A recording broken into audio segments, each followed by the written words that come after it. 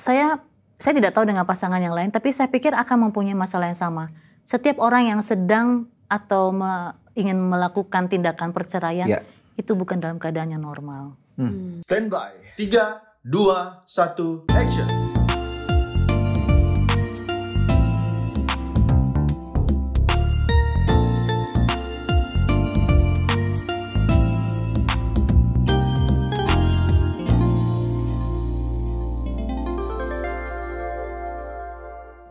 Kita tahu betapa kompleksnya suatu pernikahan itu. Tidak mudah untuk dijalani. Oleh karena itu makanya kami berdua mendesain satu podcast yang berjudul yaitu Love Revolution. Supaya kita semua diingatkan bahwa seharusnya pernikahan itu bukanlah suatu kuburan cinta. That's right. Nah, kita tahu bahwa firman Tuhan sebenarnya melarang kita semua untuk bercerai. Jadi pernikahan yang sudah direstui oleh Tuhan, diberkati di hadapan Tuhan itu Tuhan sama sekali membenci perceraian. Itu kata firman Tuhan.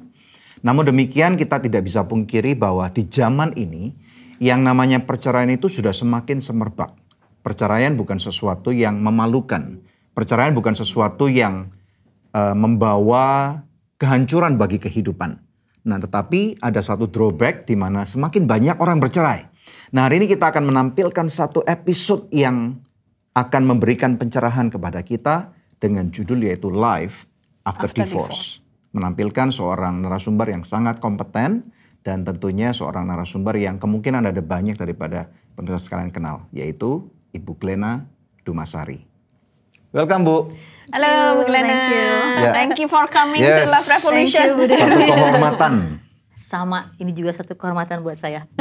Ya, jadi bagi pemirsa sekalian yang kemungkinan belum tahu, Bu Glena ini sangat berjasa sekali, yaitu orang yang ada di balik manajemen yaitu Live Channel. Di MNC Vision ya. Oke, terima kasih loh selama ini kita udah kerjasama dengan baik melalui Good News Program dan juga melalui Love Revolution sekarang ini ya. Ini program yang sangat diminati oleh banyak viewer. Wow, puji Tuhan. Kemuliaan bagi Tuhan. Kemuliaan bagi nama Tuhan. Nah, ingin membahas tentang satu masa dalam kehidupan Ibu Glena yang tentunya tidak mudah ya, karena Ibu Glena ini adalah seorang single mother gitu ya. Betul. Jadi bukannya kita ingin mempromosikan perceraian, tapi tidak bisa dipungkiri bahwa memang perceraian itu bisa terjadi. Bisa terjadi. Dalam hal ini perceraian juga terjadi dalam pernikahan Ibu Glena. Nah, seperti apakah ketika itu Bu keadaannya? Ya, mungkin saya akan membuat disclaimer atau satu statement terlebih dahulu bahwa Allah itu membenci perceraian.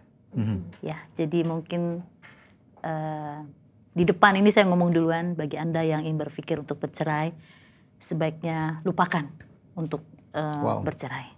Ya, itu dulu yang saya katakan di depan. Perceraian itu sebenarnya terjadi sesuatu hal yang tidak kita inginkan. Setiap orang menikah itu nggak punya pikiran untuk bercerai gitu ya, nggak ada. Namun berjalannya waktu ya, gesekan demi gesekan yang tidak terselesaikan, banyak hal-hal yang tidak disepakati, kemudian tidak dibicarakan, tidak disepakati.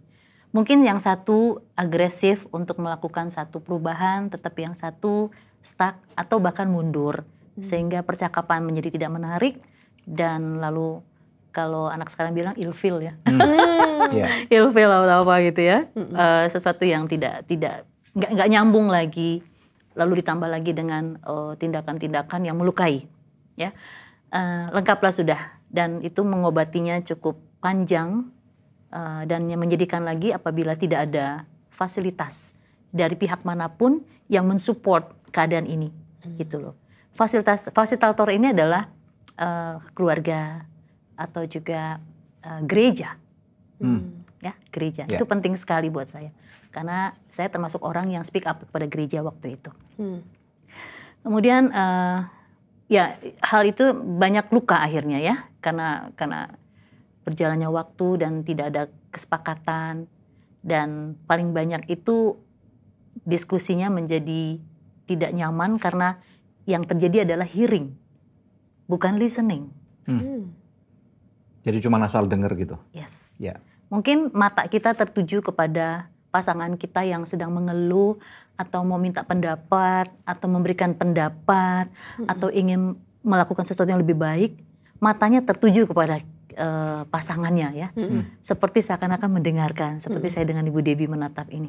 Tetapi apakah pernyataan dari pasangan kita ini menjadi atensi dia, membuat empati, ya, menimbulkan empati bagi orang ini, itu problemnya. Ya, oke. Saya ingin bertanya Bu. Jadi pada waktu ini kita pemirsa supaya tahu dulu ya bahwa kita tidak berusaha untuk mencampuri dan bahkan menggali terlalu dalam kenapa sampai titik perceraian itu terjadi. Ya. Karena maksudnya itu ada hal-hal yang mungkin nggak bisa kita bicarakan juga ya. Benar. Nah, namun keputusan untuk ibu sampai setuju bercerai, apalagi dengan adanya satu tadi disclaimer, ada satu ayat yang mengatakan Tuhan berkata, aku membenci perceraian. Itu keputusannya pasti kan nggak gampang Bu. Betul. Ibu bisa ceritakan nggak ke kami, maksudnya prosesnya sampai itu terjadi bagaimana? Saya tidak tahu dengan pasangan yang lain, tapi saya pikir akan mempunyai masalah yang sama. Setiap orang yang sedang atau ingin melakukan tindakan perceraian, itu bukan dalam keadaan yang normal. Pasti ada pressure, pasti ada sesuatu yang berat yang dia nggak bisa tanggung lagi di saat itu. I see. Makanya saya bilang fasilitator itu penting sekali. Dalam hal ini Ibu tidak ada yang memfasilitasi ya? Sebenarnya ada tapi tidak maksimal ya. Jadi sampai terjadi akhirnya. Yeah. Oh, I see. Saya tidak menyalahkan pihak manapun, tidak. Memang sudah begini jalannya ya. Jadi kembali lagi yang saya bilang tadi bahwa kenapa sampai akhirnya mengiyakan? Pressure, rasa luka itu udah menganga dalam sekali. Dan mungkin kalau orang yang kan nggak mungkin kita bisa cerita sama semua orang lukanya seperti apa, nggak bisa itu kan. Tapi luka itulah yang membuat orang akhirnya bisa ngambil keputusan, udah deh, gitu. Nah itu kan nggak normal. Ya. Saya tahu itu saya nggak normal, saya nggak sehat waktu itu. Setelah pernikahan berapa tahun Bu? 12 tahun. Wow. Dan itu menghasilkan berapa orang anak? 3 orang anak. Usianya pada waktu itu? Wow. Mungkin anak saya yang paling besar itu baru lulus SD, menjelang masuk SMP. Jadi sekitar 11-12 tahun. Yes. Ya. Dan yang paling bungsu itu mungkin sekitar baru ya SD kelas 4, kelas 5 seperti itu. Ya, I see. Nah, pada waktu keputusan itu diambil, apakah Ibu pernah mengkalkulasi Bu? Kan istilahnya memang nggak normal ya. Dalam kondisi itu tentunya nggak mudah, tapi tersirat nggak kalau nanti gue cerai, ntar anak-anak ini gimana, makan apa mereka gitu. Kan kalau dulu ada suami, berarti kan apalagi ibu juga karir woman kan, mungkin income-nya juga berdua gitu. Tapi sekarang nggak ada suami, ibu harus sendirian, jadi single mother, single provider istilahnya gitu. Nah bagaimana dengan anak-anak? Ibu kepikir masalah itu nggak? Kebetulan karena saya sudah kerja ya, sudah punya penghasilan, jadi kalau untuk soal keuangan, ya itu seperti saya bilang tadi dalam keadaan yang tidak normal, sudah nggak mikir ke arah sana Pak. Udah nggak mikir? Nggak mikir lagi, apalagi saya kerja, saya sudah mempunyai income sendiri, jadi nggak ada pikiran anak nanti bagaimana, makan apa gitu, itu nggak ada di pikiran saya waktu itu. Yang mengajak, menginisiasi perceraian itu siapa? Apakah mantan suami atau ibu? Sebenarnya bukan dari saya sebenarnya ya. Berarti dari mantan suami? Iya, jadi my ex bilang, ini saya tanya, waktu itu kita sempat terpisah menjelang 1 tahun pisah rumah. Jadi proses ini bukan terjadi begitu saja. Saya sempat pisah kamar itu sekitar 2 tahunan, 2-3 tahun. Nah, itu bukan hal yang mudah buat saya. Karena saya ingin mempertahankan rumah tangga ini. Itu membuktikan bahwa saya mau mempertahankan. Kemudian pisah rumah pun saya juga tidak mengajukan perceraian. Saya udah nggak sehat ini, saya bawa anak-anak dari dulu, saya ada tinggal di satu apartemen. Itu pun juga saya tanyakan, ini gimana kayak begini, lalu tercetus lagi, udah kalau mau selesai aja gitu. Oke, nah kembali lagi ya, kondisi tidak normal, kondisi tidak sehat, baik jasmani maupun spiritual saya waktu itu. Saya harus mengakui itu. Saya nggak malu mengatakan ini gitu ya, dalam keadaan karena luka terlalu banyak sehingga nggak normal gitu. Oke, kondisinya adalah lo jual gue beli. Oh, oke. Udah istilahnya udah Ya, point of no return lah. Nggak ada lagi. Udah Point of capek return. sekali. Ya, betul. Maunya apa? Oke, done gitu. Yes. Dan ketika sudah diputuskan oleh pengadilan bahwa ibu bercerai dari mantan suami ibu, lalu apakah keadaannya menjadi langsung lebih baik gitu? Lebih mudah. Apakah Keluar lebih dari- enteng pelong gitu? Keluar dari ruang sidang saya goyang, jujur aja. It's unbelievable gitu, sesuatu hal yang bukannya saya ingini gitu ya. Ya, what have I done atau finally? Yang mana, Bu? Nggak ada, nggak. Iya. Maksudnya yang nggak saya ingin itu perceraian ini gitu loh. Saya nggak mengingini perceraian ini sebenarnya. Saya nggak menginginkan menjadi seorang janda hidup, kalau di KTP itu tulisnya. Ya, Oh, janda hidup. Janda Iya, hidup. janda hidup, masa ada janda Ya, ya. mati kalau nggak salah Iya, gitu ya. kalau janda mati berarti suaminya meninggal, dia menjadi Yes. janda. I Jadi see. ada perbedaan. Oh, ada tulisan. Ada janda tulisan. hidup. Jadi ada itu kayak perbedaan. satu label. brand. Label. Label gitu. Berarti rebranding nih. Exactly. Glena Dumasari. Yes, Oke. yes. Dan Janda. kawin Iya. menjadi janda hidup. Nanti habis syuting saya tunjukin ya. Wow. Dan itu nggak enak banget gitu, nggak enak banget buat saya. Kayak kemahan gitu loh. Ya. Kayak saya melakukan kesalahan yang fatal kan. Do you know what happened with me gitu? Kok sampai seperti ini reaksi dunia waktu itu ya. Ketika keluar dari ruang sidang itu, iya Bu, saya goyang dan sempat kayak mimpi gitu ya. Lalu saya mencoba realize jalan bersama dengan anak-anak, kebetulan pengadilan memutuskan anak-anak bersama dengan saya. Full custody berarti. Yes. Oke. Kemudian karena mereka lah sebenarnya yang membuat saya bertahan dan alive gitu. I am alive. Mereka. Tapi itu nggak mudah. Itu nggak langsung ke sana karena prosesnya cukup panjang. Setelah perceraian itu kebetulan saya itu punya sakit aritmia. Jadi aritmia itu jantung yang Detakan jantung yang tidak lebih dari regular. normal. Ya. Oh. Normally itu kan 70-80 BPM. Saya bisa sampai 150-180 BPM. Wow. Kalau sampai 200 really? BPM. Itu kayak orang lari dong ya. Exactly. Kayak orang lari setiap Yes, saat. yes. Sampai sekarang ini? Sampai sekarang. Wow. Jadi waktu saya masih masa-masa sulit itu setahun saya bisa 3 kali masuk ICU. Dan ICCU Wow. Oh my goodness. yang tidak bisa dijenguk orang. Dan setelah bercerai, saya juga sempat masuk ke rumah sakit dan ternyata lebih parah. Bukan lebih baik. Karena tekanan mental juga ya? Yes, betul. Sesuatu yang nggak bisa saya nggak tahu mau ngapain gitu. Jadi kehilangan jati diri saya juga. Tapi saya harus survive untuk membiayai anak-anak gitu kan. Right. Karena saya harus membiayai mereka bertiga gitu kan. Tapi ada satu hal yang menarik adalah ketika waktu itu saya lagi puasa, saya ingat banget. Tahu aritmia saya kambuh dan saya nggak sadar. Saya taunya tuh depan saya itu ada Ezra kebetulan. Itu di atas kepalanya bintang gitu. Dan saya baru tahu itu gejala koma. Kemudian saya nggak sadar. Jadi ternyata kesehatan mental yang terganggu itu benar-benar bisa ngefek ke tubuh kita ya. Yap. Wow. Banget. Psikis ke fisik. Yes. Wow. Kemudian saya sadar sudah di ruang ICU. Kemudian saya di mana? Oh, di rumah sakit. Saya langsung acknowledge, ya ini kamar yang biasa saya datang tiap 3 bulan sekali ada di ruangan ini. Saya pernah dalam berapa kali itu masuk di tempat tidur yang sama gitu karena ya di ICCU itu. Apa yang membuat ibu sangat tertekan di momen-momen yang seperti itu? Apakah karena intimidasi bahwa aku orang Kristen loh kok aku bercerai, atau karena pandangan masyarakat yang ada di sekitar ibu? Oke. Terlepas dari yang saya bilang tadi keluar dari ruang sidang ya. Ya. Saya sudah kehilangan jujur aja ada jati diri yang hilang gitu. Ini nggak ada hubungannya dengan my ex, nggak ada. Ini terhadap diri saya gitu ya. Kemudian yang kedua adalah yang benar yang ibu katakan, pandangan orang gereja bagaimana gitu. Karena tapi sekarang saya kembali lagi diizinkan menjadi worship leader di gereja. Oke. Wow. Jadi dulu saya worship leader, tiba-tiba saya cerai gitu ya. Saya pernah bawakan firman untuk anak-anak remaja gitu ya.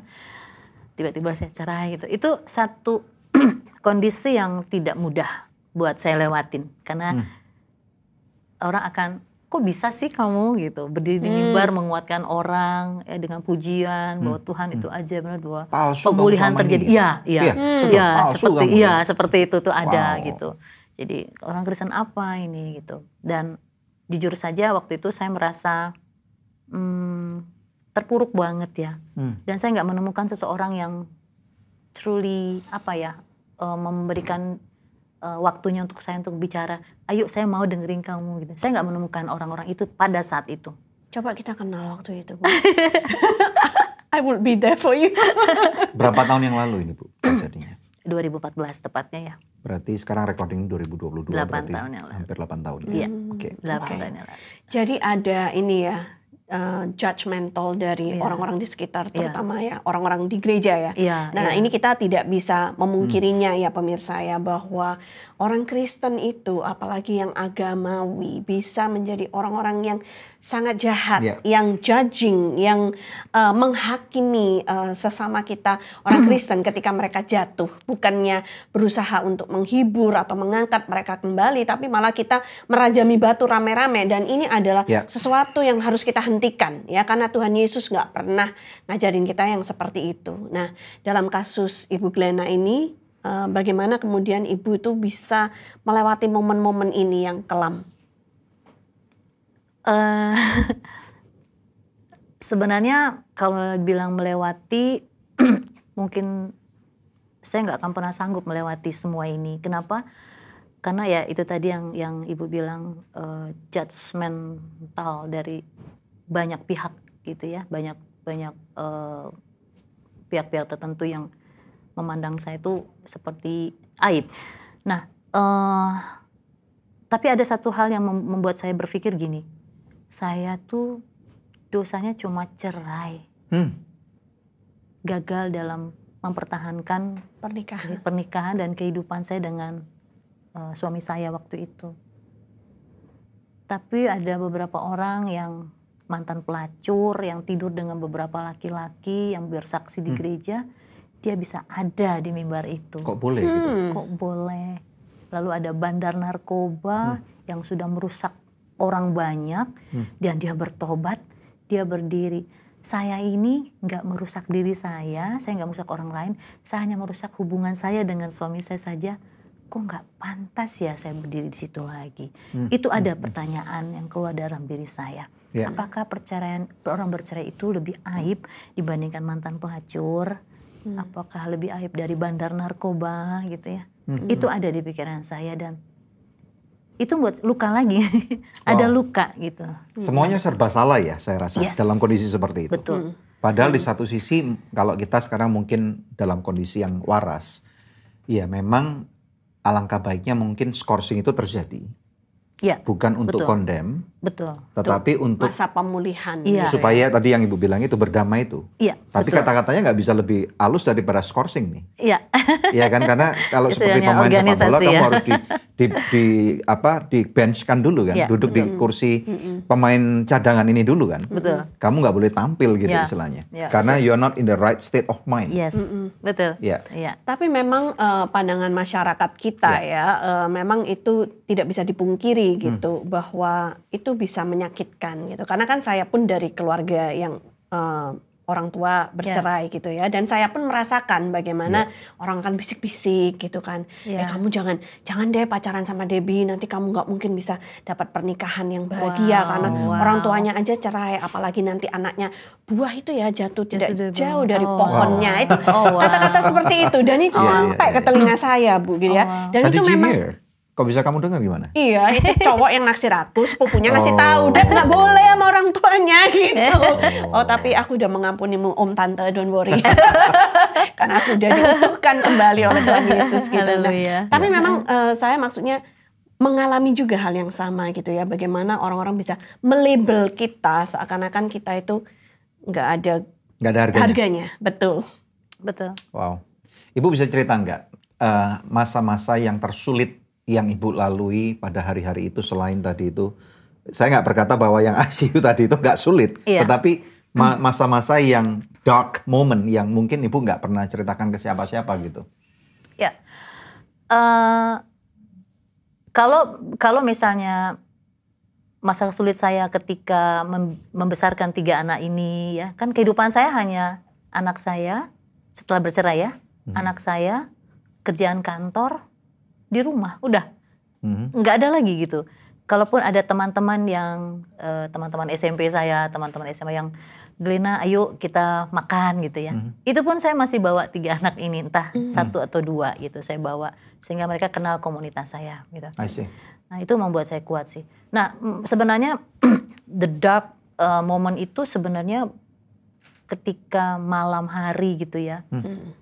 Saya suka, mereka sudah tidur dan memang sebelumnya juga saya sudah sendirian, pakai tanda kutip ya. Iya, selama masa tadi itu bisa ranjang, bisa rumah. Iya, Ya. saya tuh sudah sendirian gitu. Oke. Jadi memang kalau untuk hal-hal yang bersifat ada suami gitu, memang sudah lama tidak ada.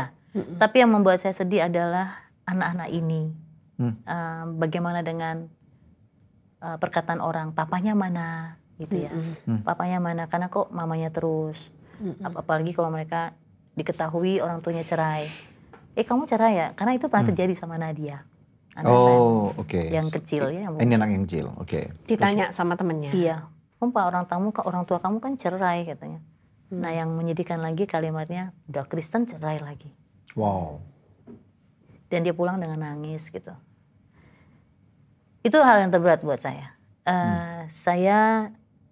Saya peluk dia dan saya nggak bisa bohong di depan dia, saya harus nangis mendengar itu.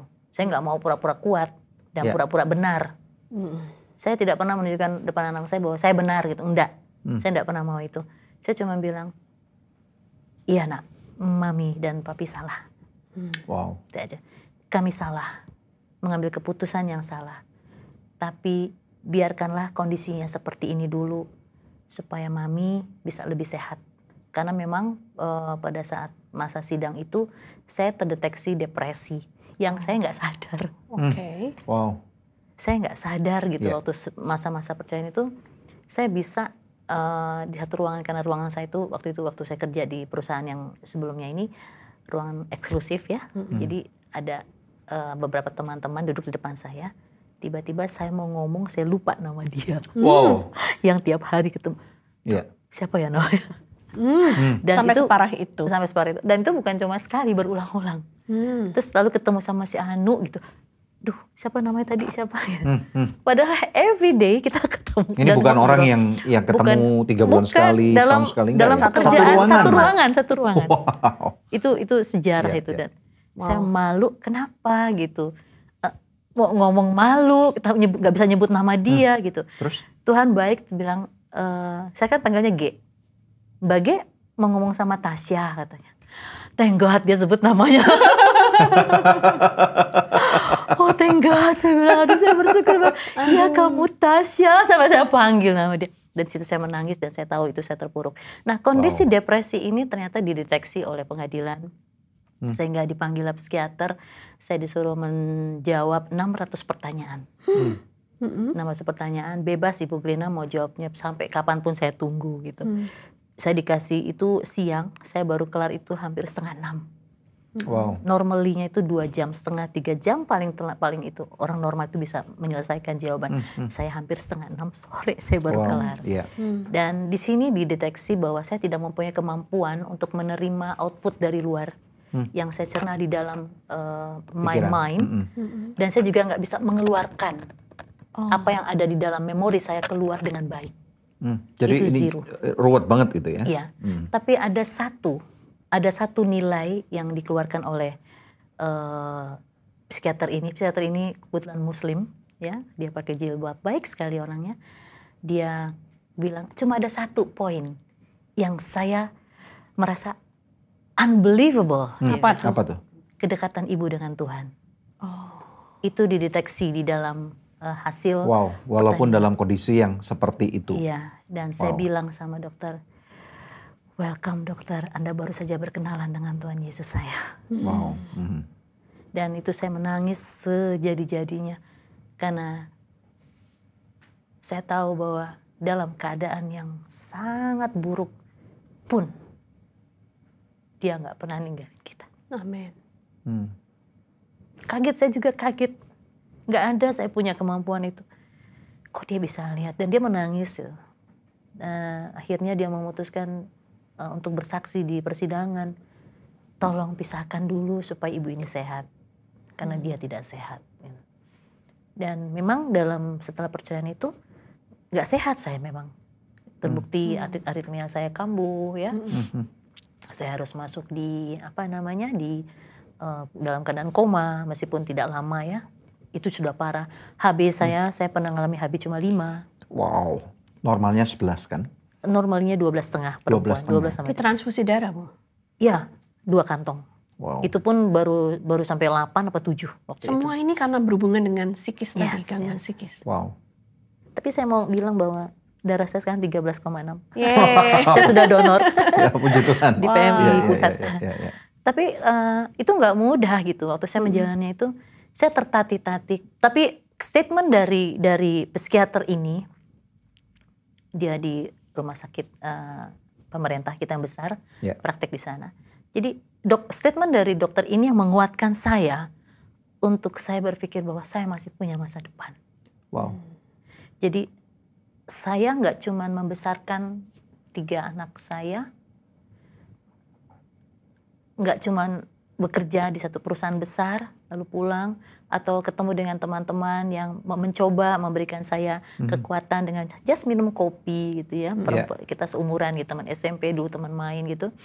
Nggak cuma itu, tapi di situ saya melihat bahwa Tuhan punya rancangan yang luar biasa ke depan buat saya gitu. Dan itu yang saya pegang. Sehingga judgment dari orang tidak menghentikan saya untuk masuk ke gereja. I don't care what the people, apa yang menjadi opini dia, saya nggak peduli. Saya tenteng 3 anak saya kecil-kecil. Mereka udah nggak mau ke sekolah minggu lagi. Kenapa, Bu? Malu. Wow. Itu satu beban berat juga.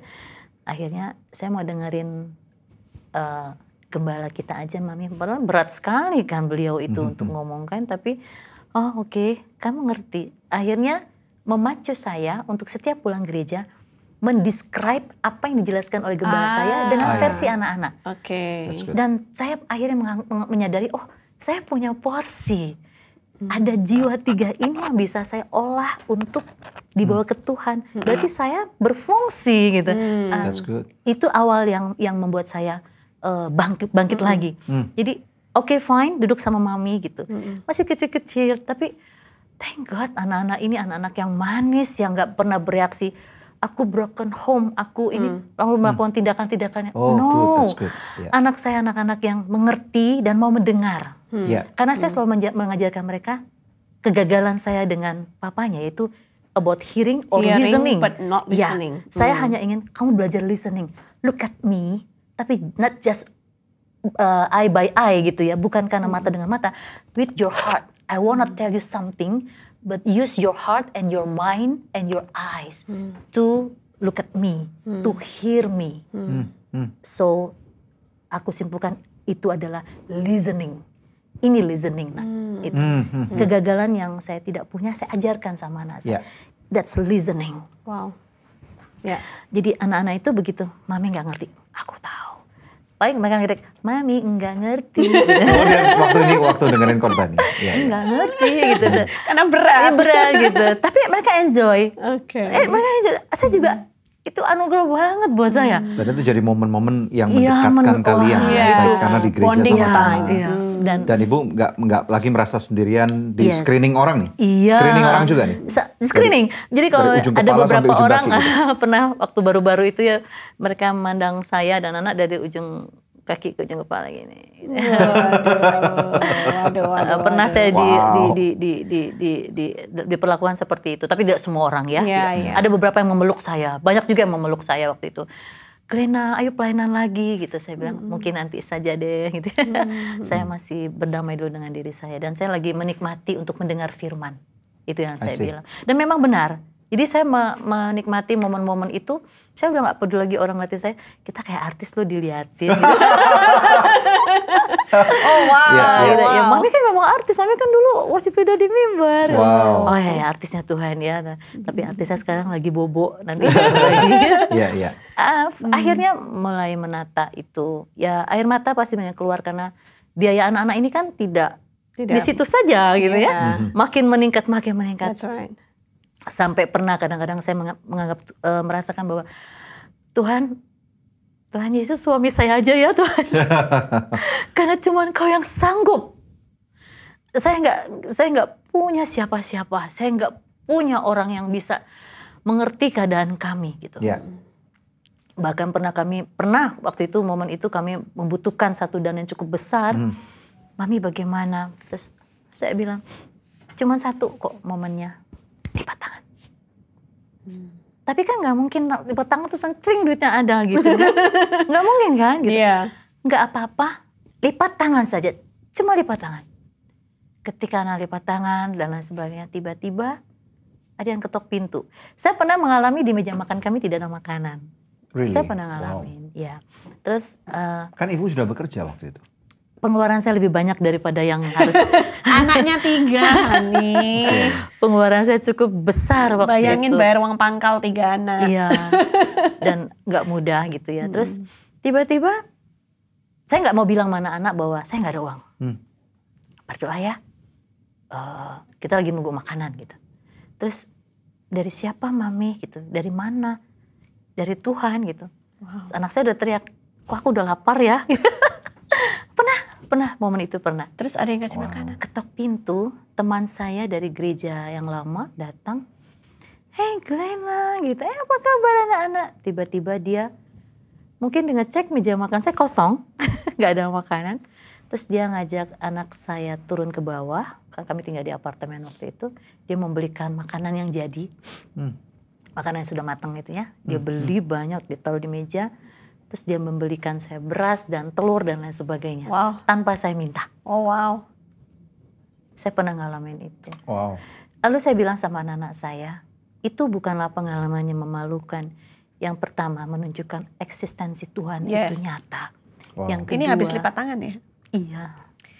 Lalu saya juga bilang sama anak saya bahwa menunjukkan bahwa kebergantungan kita dengan Tuhan itu nggak sia-sia. Wow. Ya, minta tisu dong. Aduh. Waduh. Ya.